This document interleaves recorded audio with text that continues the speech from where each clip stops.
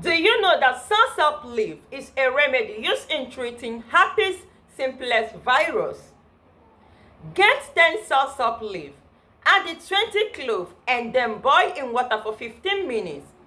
Drink the whole water extract same day and repeat the process the next day. Do this daily consistently for 8 weeks.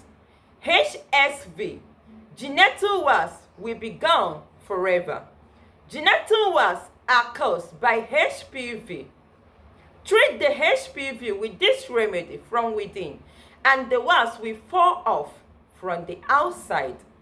Tests will come out negative if you go to the hospital. This is also a remedy for Staphylococcus. In case you don't know me, I am Chinenye Harold, and if you like natural remedies, like, share, comment, and subscribe to my YouTube channel.